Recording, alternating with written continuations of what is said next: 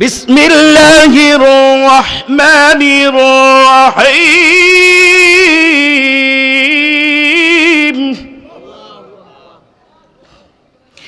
ওয়ালা তাবাররাজনা তাবাররুজাল জাহিলিয়াতিল উলা। আল্লাহ তাআলা বলেন ওয়ালা তাবাররাজনা তাবাররুজাল জাহিলিয়াতিল উলা। ও সমাজের নারীরা, ও আমার বান্দিরা, তোমাদের দেহ, তোমাদের সৌন্দর্যতাকে জাহিলি যুগের নারীদের মতো প্রদর্শন করো না, সমাজকে কলঙ্কিত করো না, যুবকদের চরিত্র নষ্ট করো না। তোমাদের সম্ভ্রম, তোমাদের ইজ্জত আমি আল্লাহর কাছে এত বেশি, সেই ইজ্জতকে তোমরা হারাইয়া ফেলাও না। তোমাদের মর্যাদা কত তুমি জানো? আমি সেদিকে যাবো।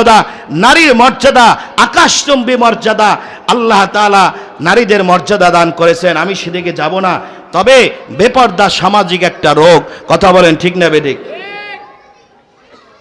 এই কথাগুলো যখন আমি বলি তখন আমাকে একদল মানুষ বলবে মৌলবাদী। কথা কয় না? কথা কয় না? আমি যখন পর্দার বিধান সমাজে কায়েম করতে যাব, আমি যখন কোরআন হাদিস সমাজে কায়েম করতে যাব, তখন আমাকে বলবে জঙ্গিবাদী, মৌলবাদী। কথা বলেন ঠিক না বেঠিক?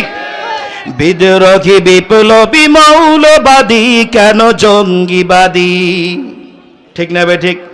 বিদ্রোহী বিপ্লবী মৌলবাদী কেন জঙ্গিবাদী?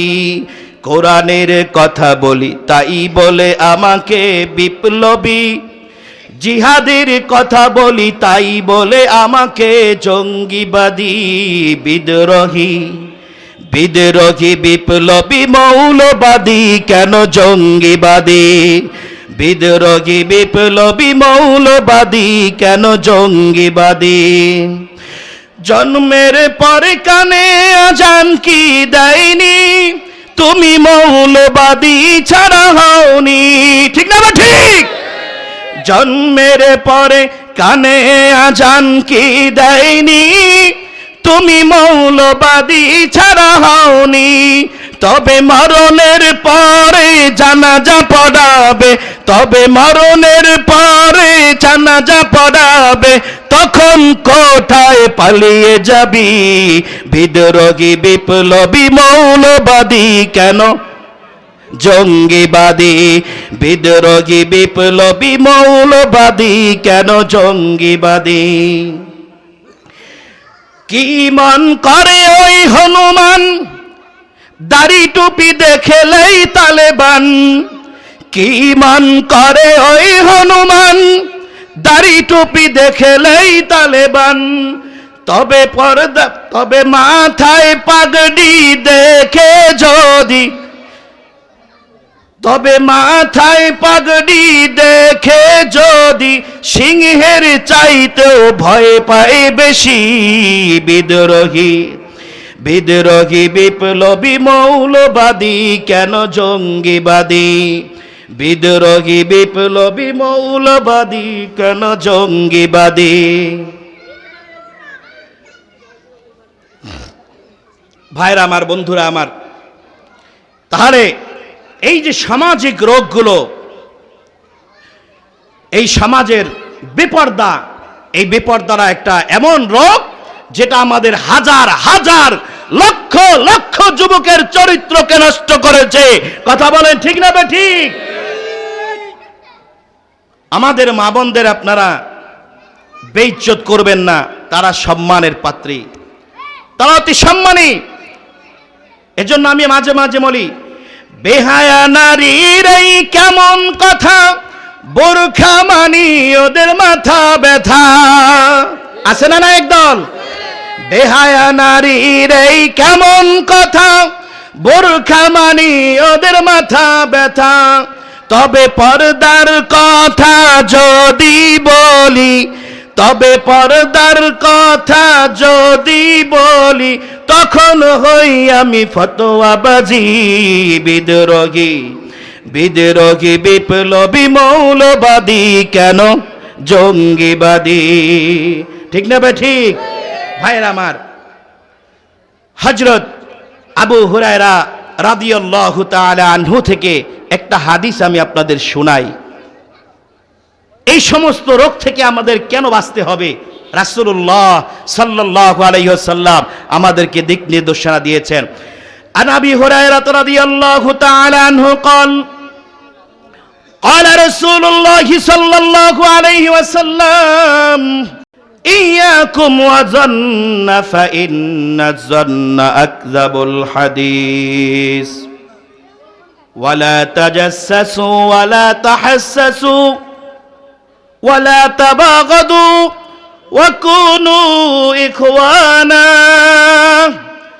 আল্লাহর নবী রাহমাতুল লিল আলামিন বলেন, হযরত আবু হুরায়রা রাদিয়াল্লাহু তাআলা আনহু হাদিসটা নকল করেছেন, বর্ণনা করেছেন।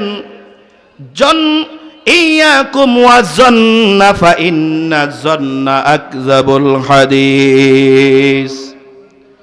খারাপ ধারণা এমন একটা বিষয়, এই খারাপ ধারণা, এই যে সামাজিক রোগগুলো সবগুলোকেই বোঝানো হয়েছে।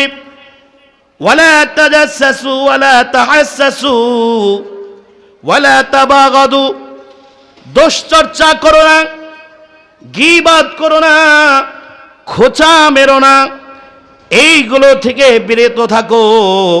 ওয়া কুনু ইখওয়ানা, সমাজে তোমরা ভাই ভাই হয়ে থাকবা। সুবহানাল্লাহ বলেন। রাসূলুল্লাহ সাল্লাল্লাহু আলাইহি ওয়াসাল্লাম বলছেন, ওয়া কুনু ইখওয়ানা, ভাই ভাই হয়ে থাকো। ভাই ভাই যদি আমরা সমাজে থাকতে চাই তো আল্লাহ রাব্বুল আলামিনের দিক নির্দেশনা আমাদের ফলো করতে হবে। কথা বলেন ঠিক না বেঠিক? কারণ আমাদের বানানো সংবিধান আমাদের মধ্যে শান্তি ফিরিয়ে দিতে পারে না। আমাদের বানানো সংবিধান আমাদের সংসারে শান্তি দিতে পারে না। আমাদের বানানো সংবিধান কোনোদিন রাষ্ট্রীয়ভাবে শান্তি বয়ে আনতে পারে না। যদি শান্তি বয়ে আনতে হয় তাহলে সমাজের মধ্যে আল্লাহর আইনকে বাস্তবায়ন করতে হবে। ঠিক না বেঠিক? একটু জিকির করুন লা ইলাহা। ভাইরা সামনের পিছনে একটু সামনে আগায় আসেন, পিছনে মানুষগুলো বসতে একটু কষ্ট হচ্ছে। আপনি আপনাদের কষ্ট দিতে চাই না, কি করব বলেন? আপনাদের বসার সুব্যবস্থা করতে পারি নাই। একটু যদি আপনার ভাইকে বসার সুযোগ করে দেন, আল্লাহ রাব্বুল আলামিন এই একটু বসার দিনের মজলিসে বসার সুযোগ করে দেওয়ার কারণে আল্লাহ তাআলা রোজ হাসরের ময়দানে এই ভাইকে উপকার করার কারণে আল্লাহ আপনাকে আমাকে জান্নাত দান করবেন। কথা বলেন ঠিক না? এজন্য একটু সামনে আগায়া আমার অন্য ভাইকে বসতে দেই।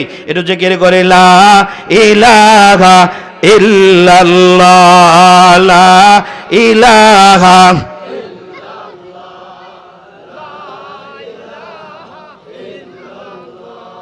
তুমি কাউকে বানিয়েছো কালিমুল্লাহ, তুমি কাউকে বানিয়েছো খলিলুল্লাহ, তুমি কাউকে বানিয়েছো কালিমুল্লাহ, তুমি কাউকে বানিয়েছো খলিলুল্লাহ। মোর নবীজিকে বানিয়েছো তুমি, মোর নবীজিকে বানিয়েছো তুমি হাবিবুল্লাহ, হাবিবুল্লাহ, লা ইলাহা ইল্লাল্লাহ, জোরে লা ইলাহা। পিছনে ঘুমাই গেছেন গা? তো জিকির করেন লা ইলাহা, লা ইলাহা, লা ইলাহা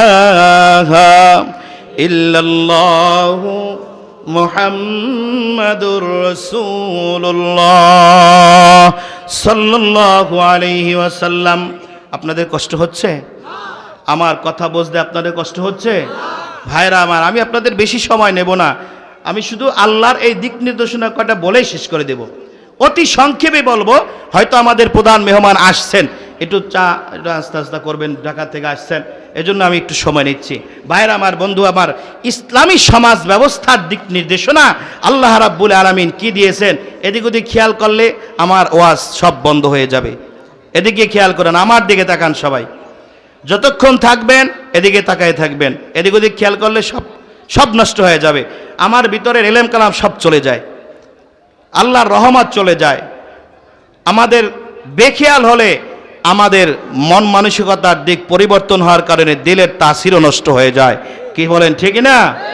আর সবচেয়ে বড় কথা হচ্ছে, যদি এই শীতের দিনের মানুষ রস গাছের, খেজুর গাছের রস নামাইবে, হাড়িটা পাতে যদি খিলের মুখ বরাবর সারা কাট কইরা সারা রাত্র যদি থাকে, রস পড়বে ভাই? রস পড়বে? এই বাজার, এই জান্নাতের মেলা আর বেশিক্ষণ থাকবে না। এটা সিজনওয়ারি, বছরে একবার আসে 2 দিনের জন্য। এই অফারটা আল্লাহ তাআলা আপনাকে আমাকে দিয়েছেন। এই অফারে আমাদের সুযোগ নিতে হবে, নচেত সারা বছর আমাদের আল্লাহর রহমতবিহীন থাকতে হবে। কথা বলেন, ঠিক না? এজন্য অল্প সময় দোস্ত, অল্প সময় আমি আপনাদের সামনে কথা বলবো। আদর্শ সমাজ গঠনে আল্লাহ তাআলার দিক নির্দেশনা। আল্লাহ রাব্বুল আলামিন বলেন, বিসমিল্লাহির রহমানির রহিম।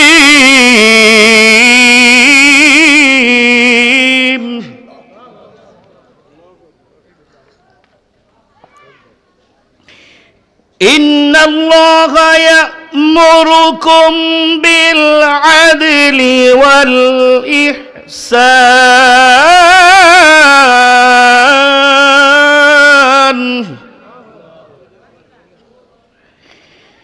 আল্লাহ রাব্বুল আলামিন বলেন, ইন্নাল্লাহা ইয়া'মুরুকুম বিল আদল। এদিক খেয়াল করেন, এখানে আল্লাহ তাআলা আদল, ইহসান, ইতাই যিল কুরবা ওয়া ইয়ানহা আনিল ফাহশাই ওয়াল মুনকার ওয়াল বাগয় ইয়াইযুকুম লাআল্লাকুম তাযাক্কারুন। আল্লাহ তাআলা এখানে 5টা বিষয়, 5টা ইসলামী সমাজ ব্যবস্থা গ্রহণ করার জন্য 5টা মূলনীতি আপনার রব আপনাকে আমাকে দিয়েছেন। চিল্লায় বলেন সুবহানাল্লাহ। ভাইরা আমার, সর্বপ্রথম যে মূলনীতিটা মনে রাখবেন, ইন্নাল্লাহা ইয়া'মুরুকুম বিল আদল। আদল, আইন, দাল, লাম, এই শব্দটার কয়েকটা অর্থ পাওয়া যায়। তার মধ্যে একটা হচ্ছে ন্যায় বিচার। ন্যায় বিচারের অর্থ কি? যার যার পাওনা সঠিকভাবে বুঝিয়ে দেওয়া, এর নাম হলো আদল। কথা বলেন, ঠিক কিনা?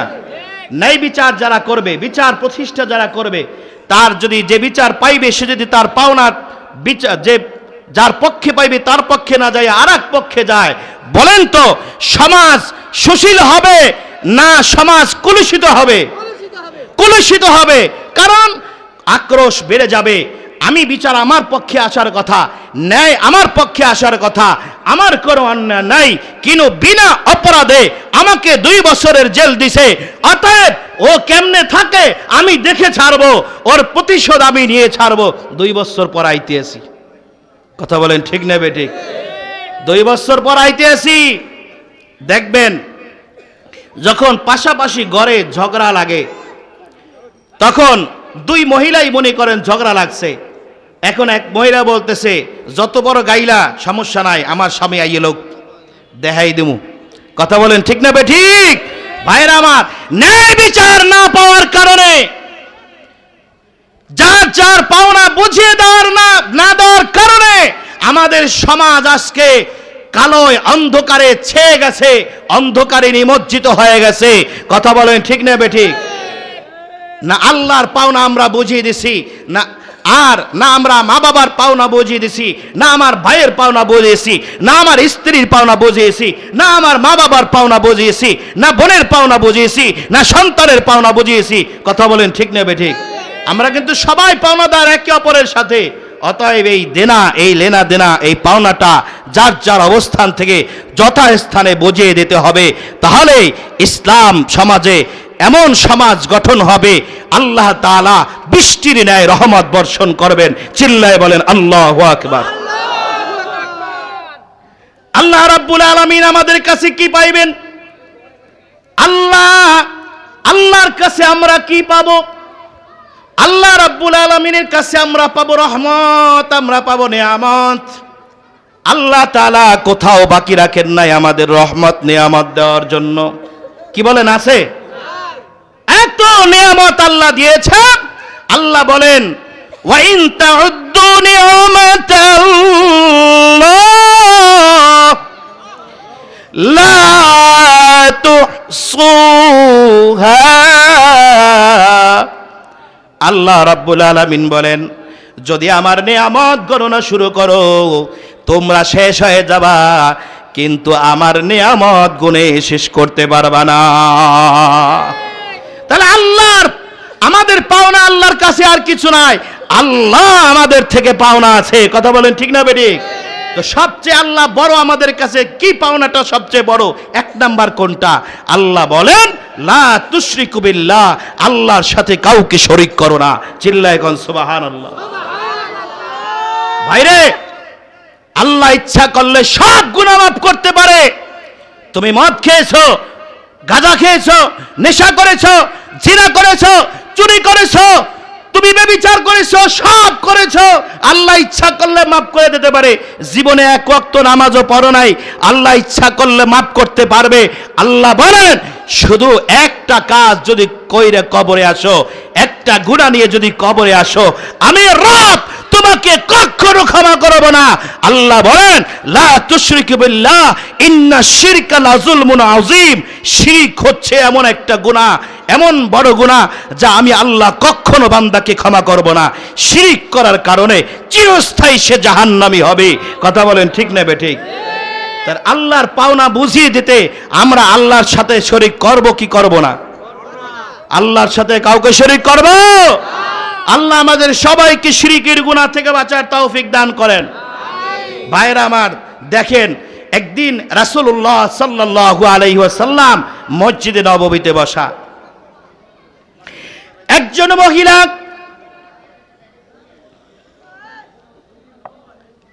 মহিলা একটা ছোট্ট দুধের বাচ্চাকে কোলে নিয়ে নবীজির দরবারে আসছেন। আয়েশা বলতেছে ইয়া রাসূলুল্লাহ, ইয়া হাবিবাল্লাহ, আপনি আমার দুইটা প্রশ্নের উত্তর দেন।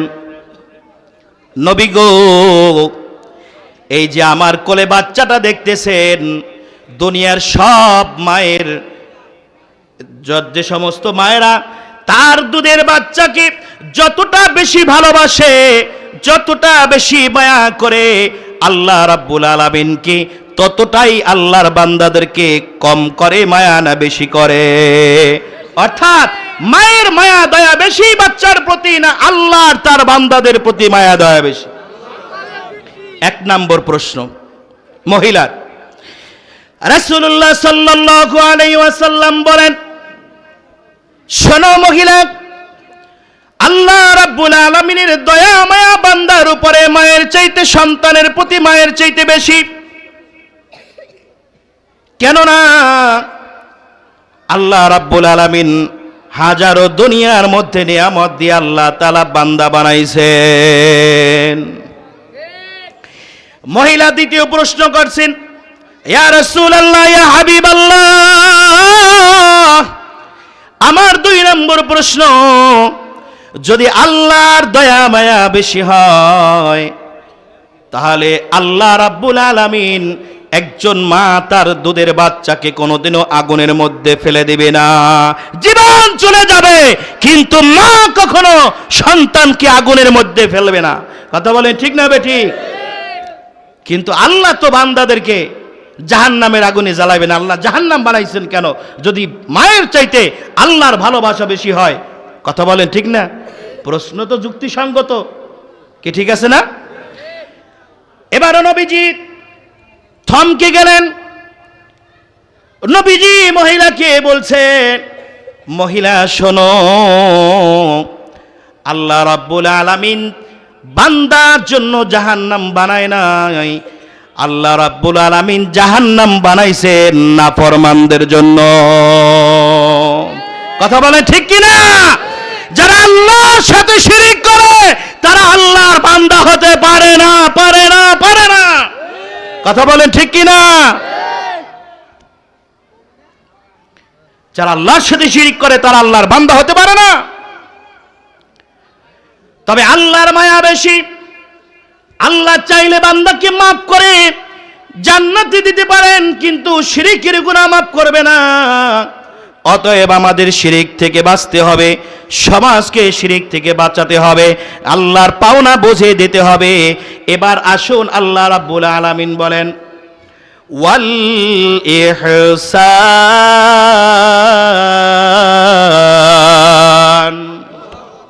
আল্লাহ বলেন 2 নম্বর মূলনীতি।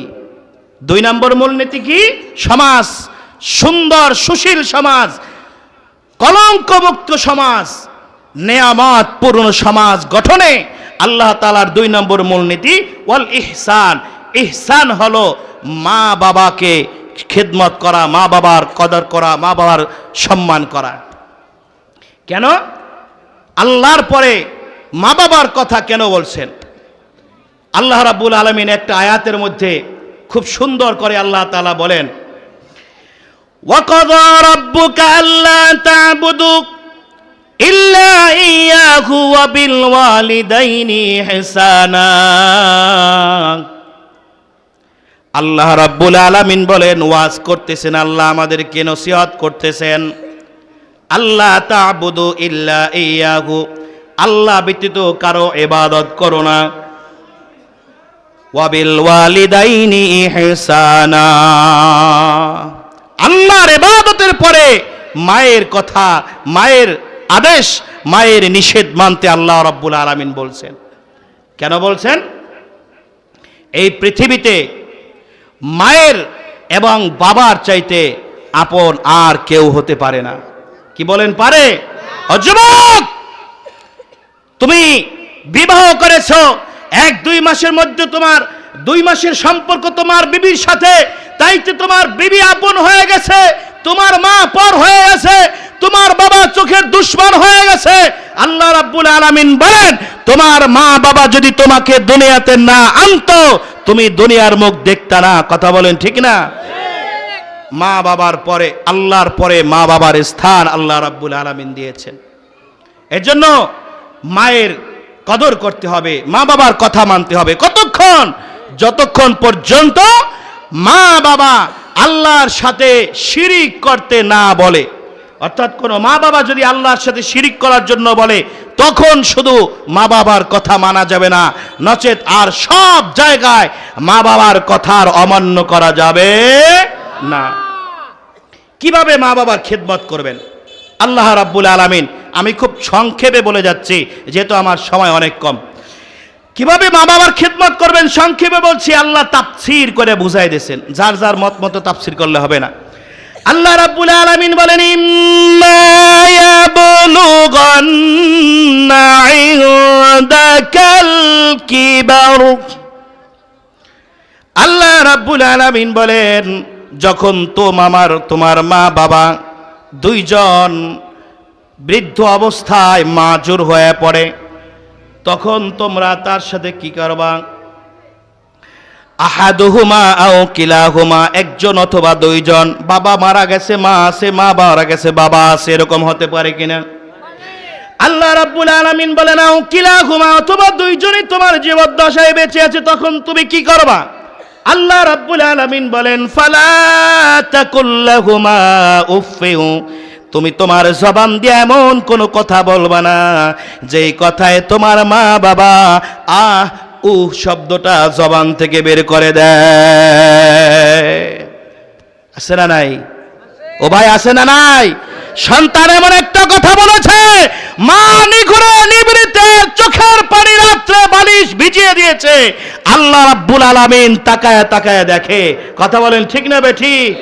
মা বাবার ওয়াজ আমি করতে এখানে আসি নাই, মায়ের কদমে নত করে দাও, তোমার হাতকে তোমার বাবার সামনে নত করে দাও। কথা বলেন ঠিক না বেটি? তার অর্থ কি? তোমার কামাই রোজগার তোমার মা বাবার সামনে সবকিছু বিসর্জন দিয়ে দাও। তোমার শারীরিক খেদমত, তোমার আর্থিক খেদমত, তোমার সবকিছু তুমি তোমার মা বাবার হয়ে কোরবান করে দাও। হযরতে আবু হুরায়রা রাদিয়াল্লাহু তাআলা আনহু, ভালো করে খেয়াল করেন দোস্ত, আমি ছোট্ট একটা হাদিস বলছি। হযরত আবু হুরায়রা রাদিয়াল্লাহু তাআলা আনহু নবীজির একজন সাহাবী, এমন একজন সাহাবী যেই সাহাবী সব সময় রাসূলের কাছে থাকতো, ঠিক মতন খাবার খাইতো না, ক্ষুধার যন্ত্রণায় আবু হুরায়রা মাটিতে গড়াগড়ি করত। আর কেন গড়াগড়ি করত, কেন রাসূলের দরবার থেকে যাইতো না? কেননা কোন সময় আল্লাহর রাসূল একটা কথা বলে সেইটা হাদিস হয়ে যাবে, আর ওই হাদিসটা যদি আমি আবু হুরায়রা থেকে ছুটে যায় তাহলে আমি জীবনে অনেক বড় সম্পদ হারায়া ফেলাবো। এই জন্য আমি রাসূলের দরবার থেকে যাব না। দিনের পর দিন না থাকায় খাইয়া থাকার কারণে আবু হুরায়রা রাদিয়াল্লাহু তাআলা আনহু মাটিতে পড়ে গড়াগড়ি করে, মানুষ দেখে মনে করে আবু হুরায়রার মির্গির ব্যারাম হয়েছে। এমন একজন সাহাবী আবু হুরায়রা একদিন দৌড়ে দৌড়ে রাসূলের কাছে যায়, বলছে কান্না করে করে রাসূলের দরবারে বলে, ইয়া রাসূলুল্লাহ, ইয়া হাবিবাল্লাহ, চোখে পানি, দৌড়াইতে দৌড়াইতে হাঁপায়া গেছে। নবীজি বললেন, আবু হুরায়রা কি হয়েছে বলো, কেন কান্না করো? তোমার কি ক্ষুধা লাগছে? বলে না, আমার ক্ষুধা লাগে নাই। বলে তোমাকে কেউ মেরেছে? বলে হ্যাঁ, আমার মা আমাকে মেরেছে। নবীজি জিজ্ঞাসা করলেন, আবু হুরায়রা, তুমি কি তোমার মায়ের নামে বিচার দিতে এসেছো? কি জিজ্ঞাসা করছে ভাই? তুমি কি তোমার মায়ের নামে বিচার দিতে এসেছো? আবু হুরায়রা বলে, ইয়া রাসূলুল্লাহ, ইয়া হাবিবাল্লাহ, আমার মা আপনার জন্য কুরবান, আমার মায়ের নামে বিচার দিতে আমি আসি নাই, আমার মায়ের নামে বিচার চাইতে আমি আপনার কাছে আসি নাই। তবে গো নবী গো, আপনি আখিরি জামানার পয়গম্বর, উম্মতের কান্ডারি, আপনি যদি জমিনে সিজদা দেন, জমিন কাঁপতে কাঁপতে, আল্লাহর আসমান জমি সবকিছু কাঁপে, আল্লাহর আরশ পর্যন্ত কাঁপে। আপনি জমিনে সিজদা দিলে, কোন বিষয়ে সিজদা দিলে আল্লাহ সহ্য করতে পারে না, সাথে সাথে কবুল করে নাই। আপনি যদি আল্লাহর কাছে দুইটা হাত উঠায়া দোয়া করেন, আল্লাহ আপনার দোয়া ফেরত দিবে না। নবী গো, আপনার দরবারে আমি এসেছি এই জন্য, আমার মায়ের জন্য আপনি একটু দোয়া করেন, আমার মাকে যেন আল্লাহ রাব্বুল আলামিন হেদায়েত দিয়ে দেয়। চিল্লা বলেন সুবহানাল্লাহ। হয় না? আরো জোরে সুবহানাল্লাহ। ভাইরা আমার, বন্ধুরা আমার, আবু হুরায়রা বলে, ইয়া রাসূলুল্লাহ, আপনি আমার মায়ের জন্য একটু হেদায়েতের দোয়া করেন, আল্লাহ পাক যেন তারা হেদায়েত দিয়ে দেয়, ইসলামের জন্য কবুল করে নেয়, যেন কালিমাটা পড়ে মুসলমান হয়ে যায়। নবী আমার হাত তুললেন, আল্লাহুম্মা হাদি আবু হুরায়রা। নবীজি বললেন, ও আল্লাহ, আপনি আবু হুরায়রার মাকে হেদায়েত দিয়ে দেন। সুবহানাল্লাহ। নবীজি হাত উঠাইতে দেরি, আবু হুরায়রা নবীজির দরবার থেকে এমন দৌড় মারছে, দৌড়াইতে দৌড়াইতে আবু হুরায়রা শ্বাস ঘন হয়ে গেছে। নাক দিয়া শ্বাস করার সময় নেই, মুখ দিয়া শ্বাস করে হা কইরা। পথিমধ্যে একজন সাহাবী, আল্লাহর নবীর সাহাবী, জিজ্ঞাসা করে, আবু হুরায়রা এত দৌড়া কেন, কি হয়েছে বলো আমাকে।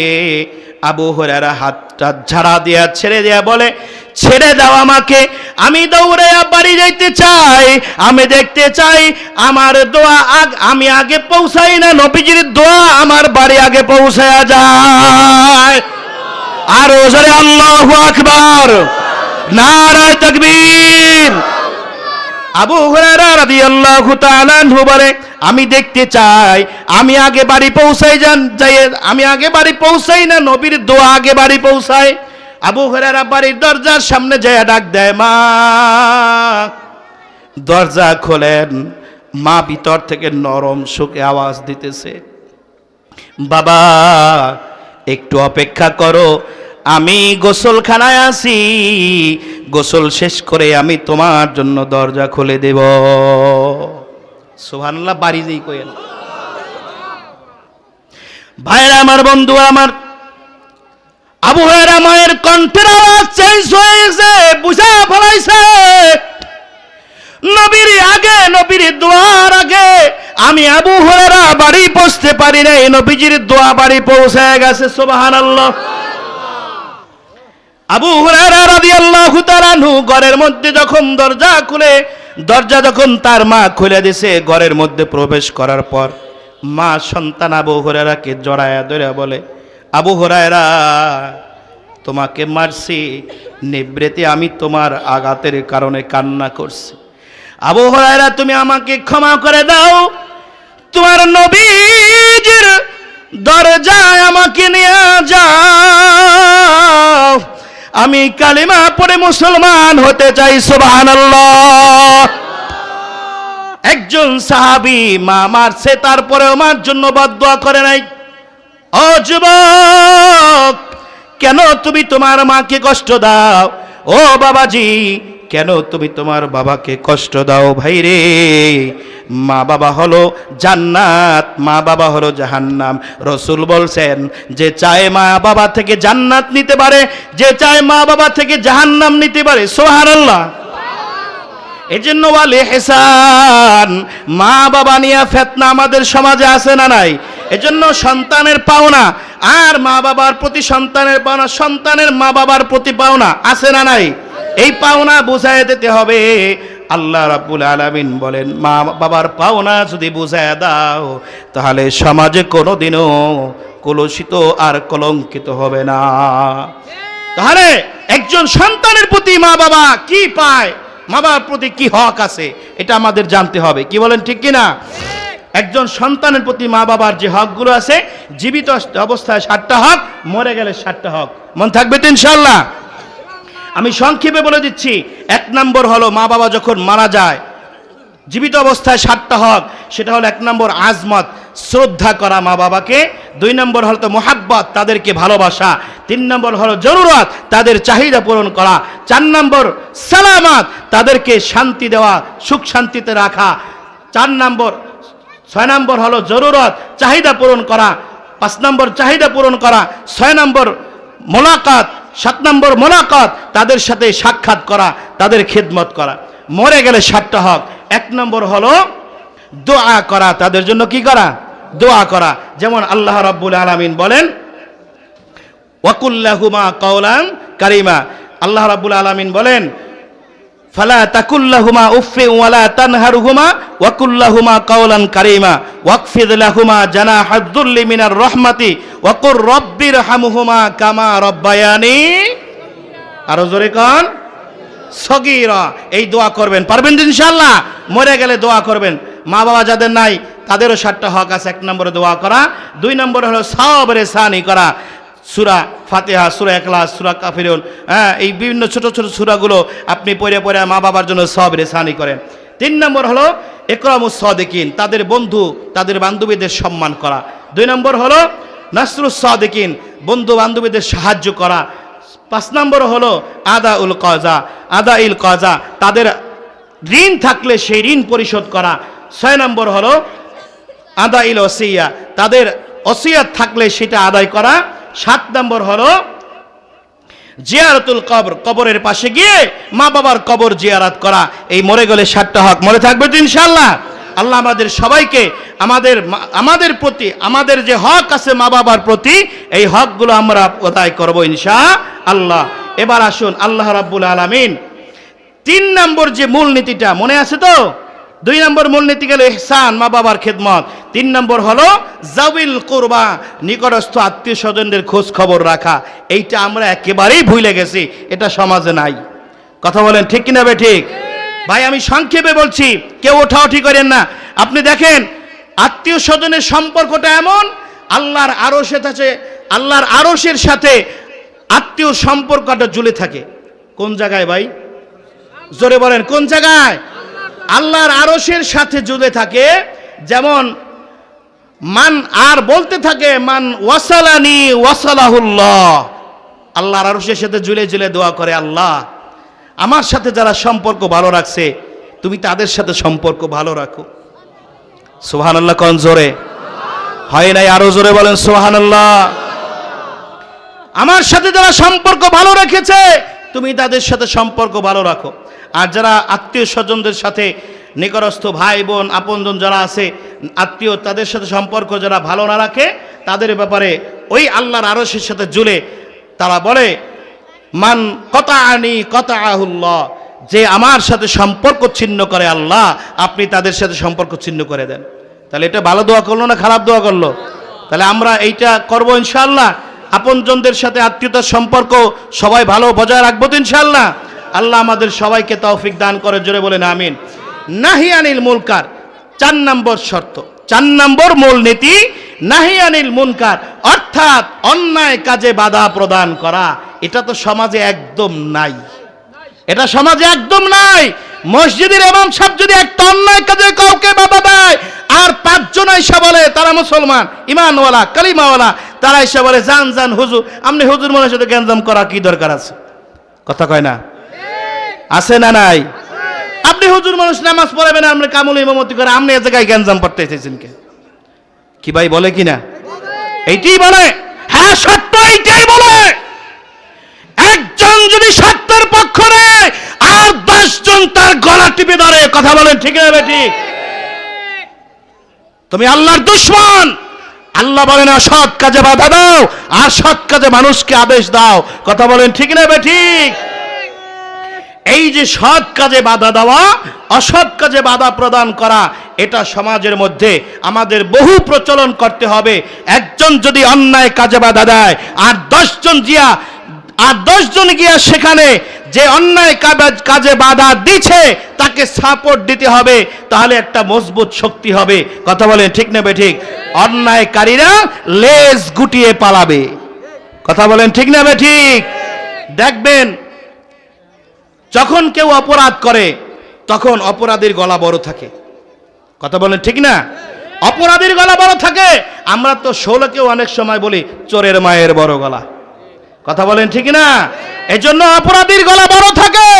এই জন্য অপরাধীকে যদি দমাইতে হয় বর্তমান সমাজে, তাহলে সমস্ত মুসলমানদের, সর্বস্তরের মুসলমানদের একেবারে একসাথে আওয়াজ তুলতে হবে।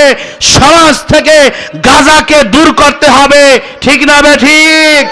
সমাজ থেকে মদকে নিষিদ্ধ করতে হবে, রাষ্ট্র থেকে সমাজকে মদকে, নেশাকে নিষিদ্ধ করতে হবে। এবং পারিবারিকভাবেও যদি কেউ পরিবারে গাঁজা, মদ, নেশা, ফেন্সিডিল, বাবা ইত্যাদি ইত্যাদি টিয়াবা যারা খায়, এটা যদি পরিবারে কেউ খায়, তাহলে পরিবারের সকল সদস্যদের উপরে তাকে বাধা দেওয়া ওয়াজিব হয়ে যায়, কথা বলেন ঠিক না বেঠিক? আর সামাজিকভাবে তো আমাদের দায়িত্ব আছেই, কথা বলেন ঠিক না? এজন্য এই সামাজিক আমাদের সুন্দর সমাজ গঠনের জন্য আমাদের যুবকদেরকে মাদক নেশা থেকে, নেশাদ্রব্য থেকে বাঁচাইতে হবে, কথা বলেন ঠিক না বেঠিক? রাজি আছেন সবাই সত্যের পক্ষ নিতে? কে কে রাজি আছেন হাত তুলে দেখান, নারায়ে তাকবীর। আল্লাহ আমাদের সবাইকে তৌফিক দান করুন। অসৎ কাজ যদি সমাজে না করাইতে চান, তাহলে আপনার সন্তানকে মাদ্রাসায় ভর্তি করান। কি কথা পছন্দ হয় নাই? আপনার সন্তানকে যদি অন্যায় অপরাধ থেকে বাঁচাইতে চান, মাদ্রাসায় ভর্তি করান। দ্বিতীয় কোনো রাস্তা নাই নাই নাই, কথা বলেন ঠিক কিনা? জোরে আওয়াজ দিয়ে বলা মুসলমান ভাইরা আমার, মাদ্রাসায় কেন পড়াইবেন? যদি মনে করেন এখান থেকে আমি বাজারে গেলাম বা আমি দোকানের সামনে গেলাম, তখন দেখবেন, আমি দেখছি কিছু মুসল্লি কিরকম সিগারেটের নেশা আছে, সিগারেট খায় বা বিড়ি খায়। তো হুজুর আসছে, আস্তে করে সিগারেটটাকে সে লুকাইতে চেষ্টা করে, কথা বলেন ঠিক না বেঠিক? আছে না নাই? আপনাদের ঘুমাইছে? আমি এক্ষুনি শেষ করে দেব 2 মিনিটের মধ্যে। ভাইরা আমার, দেখেন সমাজের মধ্যে যদি আমরা আমাদের সন্তানদেরকে অন্যায় কাজ থেকে ফিরাইতে না পারি, তাহলে এই সমাজ কোনোদিন সুশীল হবে? এই সমাজ কোনোদিন ভালো হবে? এমন খারাপে পরিণত হবে, জাহিলি যুগকে একেবারে মাটি দিয়ে দেবে, কথা বলেন ঠিক না? এখন তো রাস্তায় রাস্তায় জিনা হয়, চোখের সামনে গাঁজা খায়, কিচ্ছু বলতে পারতেছেন না, আপনার ঈমান এই পর্যায়ে আছে, কথা বলেন ঠিক না? মসজিদের ইমাম সাহেব প্রত্যেকদিন এই জুমায় 1 সপ্তাহ পর একটু চিল্লায়, ওই কেডা হনে, ওই কি হোনার টাইম আছে, হ্যাঁ তো খুতবার পর আয় মসজিদে, সুন্নত পড়ার সময় হের নাই। আছে না ভাই, আছে না? আছে। তাহলে একটু শুনুন, খেয়াল করে শুনুন, যদি আপনার সন্তানটাকে মাদ্রাসায় পড়ান, হাফেজ হয়, আলেম হয়, অন্তত মানুষ এতটুকু সম্মান করবে যে না হুজুর আসছে, তার সামনে কিভাবে আমি এই কাজটা, অন্যায় কাজটা করি। কি বলেন, ঠিক না? অথবা কোরআনের ইলম সিনার মধ্যে আছে, এখন সে কি করবে, আহারে এই গাজাটা আমি কিভাবে, আমি না মাদ্রাসায় পড়ছি, এক সময় চিন্তাটা আসবে। তাহলে মাদ্রাসা শিক্ষাটা সবচেয়ে বড় জরুরি। কথা বলে ঠিক না? আপনার সন্তানকে 5 বছর নুরানিতে পড়ান, এরপরে কোরআনে হাফেজ বানান, আপনি পরে বড় ইঞ্জিনিয়ার বানান, ডাক্তার বানান, বৈজ্ঞানিক বানান, দার্শনিক বানান, কোনো অসুবিধা নাই। কিন্তু এই ছোট্টবেলায় খালি দিলে যখন, পরিষ্কার দিলে যখন কোরআনের বাণী স্থান দিয়েছে, এই কোরআনের বাণী অন্যায় করার সময় ভিতর থেকে সিগন্যাল দেবে, কি করস রে, তুই না মাদ্রাসায় পড়ছো? কথা কয় না, কথা কয় না, ঠিক না? না ঠিক ভাইরা আমার। তাহলে আমাদের সন্তানকে কোথায় পড়াবো? জোরে বলেন, কোথায় পড়াবো? আপনারা জানেন এই মাদ্রাসাটা দীর্ঘ 3-4 বছর পর্যন্ত চলতেছে। মাঝখানে একটু শিক্ষক রদবদলের কারণে একটা সমস্যা হয়ে গেছে। ইনশাল্লাহ আর কোনো টেনশন নাই, এই মাদ্রাসা চলবে কিয়ামত পর্যন্ত জারি থাকুক। কে কে চান নারায়ে তাকবীর, আল্লাহু আকবার। ইসলামের শত্রুরা হুঁশিয়ার, সাবধান, দিন ইসলাম জিন্দাবাদ, জিন্দাবাদ, নারায়ে তাকবীর, আল্লাহু আকবার। ভাইরা আমার, সফল হোক, সফল হোক, নারায়ে তাকবীর। ভাইরা আমার, আলহামদুলিল্লাহ আপনাদের দোয়ায়, আলহামদুলিল্লাহ সুম্মা আলহামদুলিল্লাহ, আপনাদের দোয়ায় আমাদের মাদ্রাসায় হেফজ বিভাগ খোলা হয়েছে ইনশাআল্লাহ। আর আপনাদের চেষ্টায় এই মাদ্রাসায় হেফজখানা চলবে। এখান থেকে আপনার ছেলে আলিফ থেকে শুরু করে কোরআন বুকে নিয়ে এখান থেকে বের হবে। কথা বলেন ঠিক না বেঠিক? কোরআন বুকে নিয়ে বের হবে। আল্লাহ যদি আমাকে এখানে রাখে ইনশাআল্লাহ আমি রাজি আছি। আপনারা রাজি আছেন? আপনারা রাজি আছেন? এই মাদ্রাসার সাথে সম্পর্ক রাখবেন তো? আপনার সন্তানকে দিয়ে মাদ্রাসায় সহযোগিতা করবেন। আপনার অর্থ আছে, আপনি অর্থ দিয়ে মাদ্রাসায় সহযোগিতা করবেন। রাজি আছেন সবাই? দেখেন, একজন আলেম, একজন কোরআনের হাফেজ আপনাদের জন্য রহমত, আপনাদের জন্য রহমত। আপনাদের সন্তান যদি হাফেজ হয়, আপনার আরো 10 জন আপনার ভাইকে নিয়ে আসে জান্নাতে যাবে। শুধু 10 জন না, সে যতজন ইচ্ছা ততজন নিয়ে আল্লাহর জান্নাতে যেতে পারবে। সুবহানাল্লাহ। একজন যদি হাফেজ মাওলানা মুফতি হয়, তার অবদান তো আপনি জানেন না, আপনি বুঝতে পারেন না। আপনি পারবেন কাগজ দিয়ে ফুল বানাইতে, যার কোনো ঘেরান নাই, যার কোনো স্বাদ নাই। কথা বলেন ঠিক না বেঠিক? আর আপনার সন্তানটাকে আপনি একটি তাজা ফুল বানাইতে পারেন, যার নিজের স্বাদ আছে, যার ঘেরানো আছে, যার ঘেরান, যার আলো, যার যোগ্যতা সারা বিশ্বব্যাপী ছড়ায় পড়বে। কথা বলেন ঠিক না বেঠিক? এই জন্য রাজি আছি ভাইরা আমার, আমাদের সন্তানদেরকে মাদ্রাসায় ভর্তি করাবো ইনশাআল্লাহ। কোনো টেনশন নাই, নির্দ্বিধায় আল্লাহর ওয়াস্তে আপনার সন্তানকে মাদ্রাসায় পড়তে দেবেন, দ্বীনি শিক্ষায় শিক্ষিত করবেন। সমাজকে সৌন্দর্যমণ্ডিত করতে মাদ্রাসা শিক্ষার গুরুত্ব 100%-এর চাইতেও বেশি। কথা বলেন ঠিক কিনা? এজন্য আমরা সবাই ইনশাআল্লাহ আমাদের সন্তানদেরকে মাদ্রাসায় পড়াবো তো। আল্লাহ আমাদের সবাইকে তৌফিক দান করুক। সবাই বলেন আমিন। কুনতুম খায়রা উম্মাতিন উখরিজাত লিন-নাস তা'মুরুনা বিল মা'রুফ ওয়া তানহাউনা আনিল মুনকার।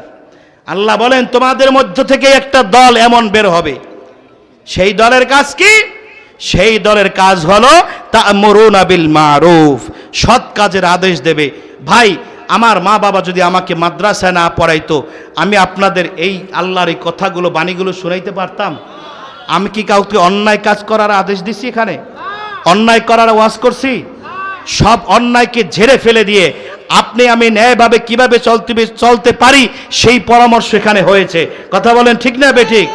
এই জন্য আপনার সম্পদ আপনার দুনিয়ায় থাকবে, আপনার টাকা পয়সা বাড়ি গাড়ি সবকিছু দুনিয়ায় থাকবে।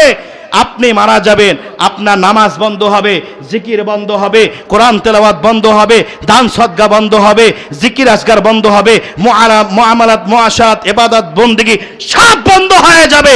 আল্লাহর নবী বলেছেন ইদা মাতাল ইনসান ইনকাতা আমালুহু ইল্লা বিসালাসা। নবী বলছেন যে মানুষ যখন মারা যায় তার সব আমল বন্ধ হয়ে যায়, কিন্তু তিনটা আমল জারি থাকে। কয়টা ভাই? আরো জোরে বলেন কয়টা? তিনটা আমল জারি থাকে। ভালো করে শুনুন। এক নম্বর হলো মিন ওয়াহিদিন সাদাকাতিন জারিয়া। একটা হলো সদকায়ে জারিয়া। আপনি টাকা দিয়া মাদ্রাসা করছেন, সদকায়ে জারিয়া। টাকা দিয়া মসজিদ বানাইছেন, সদকায়ে জারিয়া। টাকা দিয়া রাস্তা বানাই দিয়েছেন, সদকায়ে জারিয়া। টাকা দিয়া টিউবওয়েল বসাই দিয়েছেন, সদকায়ে জারিয়া। টাকা দিয়া একটা ছাত্রকে মাদ্রাসায় পড়াইয়া আলেম বানাই দিয়েছেন, সদকায়ে জারিয়া। আপনি মরে যাবেন, কিয়ামত পর্যন্ত এর সওয়াব আপনার কবরে পৌঁছতে থাকবে। চিল্লায়ে বলেন সুবহানাল্লাহ। ওয়ালাদুন সালিহ। দুই নম্বর হলো নেককার সন্তান। কি ভাই? নেককার সন্তান। নেককার সন্তান ভাই কোন জায়গায় পয়দা হয়? মাদ্রাসায় পয়দা হয়। আচ্ছা, আলহামদুলিল্লাহ। তো নেককার সন্তান মাদ্রাসায় পয়দা হয়। এই জন্য আমরা সবাই আমাদের সন্তানদেরকে ভালো এবং আদর্শবান আল্লাহওয়ালা বানাইতে আমরা কোথায় পড়াবো? মাদ্রাসায় পড়াবো। এটা সদকায়ে জারিয়া হিসেবে থাকবে কিয়ামত পর্যন্ত। আপনি নামাজ আপনার সন্তান নামাজ পড়লে, জিকির করলে, ভালো কাজ করলে সবের অংশ কবরে যাবে। তিন নম্বর হলো ওয়া ইলমুন ইয়ানফাউ বিহিন নাস। তিন নম্বর হলো এমন ইলম আপনি অর্জন করেছেন যে ইলম দ্বারা আরেকজন মানুষ ইলমওয়ালা হয়েছে, আরেকজন মানুষ উপকৃত হয়েছে, আরেকজন মানুষ জানছে, বুঝছে, আমল করছে। আপনি মারা গেছেন এই ইলমের বরকতে, এই আমলের কারণে ওই আমলের সওয়াব আপনার কবরে পৌঁছতে থাকবে। আল্লাহ আমাদের সবাইকে আমলের তৌফিক দান করুক। জোরে বলুন আমিন। আরো জোরে বলুন আমিন। আমি আপনাদের মূল্যবান সময় নষ্ট করেছি জন্য দুঃখিত। আপনাদের আসলে বসার জন্য সুব্যবস্থা আমি করতে পারি নাই। তো আল্লাহ চাহে তো আপনাদের দোয়ায় আগামীতে ইনশাআল্লাহ এর চেয়েও ভালো সুন্দর ব্যবস্থা করার চেষ্টা করব ইনশাআল্লাহ। আর আমাদের এই মাদ্রাসার দিক খেয়াল রাখবেন, মাদ্রাসার সাথে সম্পর্ক ভালো রাখবেন ইনশাআল্লাহ। আপনাকে, আমাকে, সবাইকে আমরা যা শুনছি এবং যা বলছি আমল করার তৌফিক দান করেন। আমিন। আরো জোরে বলেন আমিন। ভাইয়েরা আমার, এখন প্রধান বক্তা আসবে অল্প সময়ের মধ্যেই। তো আমাদের এই ভাই ওঠাউঠি করেন কেন? ওঠেন না, ওঠেন, কেউ উঠে না, পরিবেশ নষ্ট হয়ে যাবে। আপনারা যদি একটু সামনে আগে আসেন তাহলে আমার আরেক ভাই একটু বসতে পারে। এ জায়গায় শর্ত, এজন্য আমরা সবাই একটু আগে আসি। ভাই কেউ না ওঠে, কেউ উঠবেন না। আমাদের মাদ্রাসার ছাত্রদের কি শিখাইছি আমি আপনাদের একটু দেখাবো। খুব সুন্দর করে মনোযোগ দিয়ে দেখবেন আমাদের মাদ্রাসার ছাত্ররা কি শিখছে, ছোট ছোট বাচ্চারা কি শিখছে আপনারা দেখবেন, আর ওদের জন্য দোয়া করবেন। আল্লাহ আমাদের সবাইকে কবুল করুক। আমিন। ওয়া আখিরু দাওয়ানা আনিল হামদুলিল্লাহ।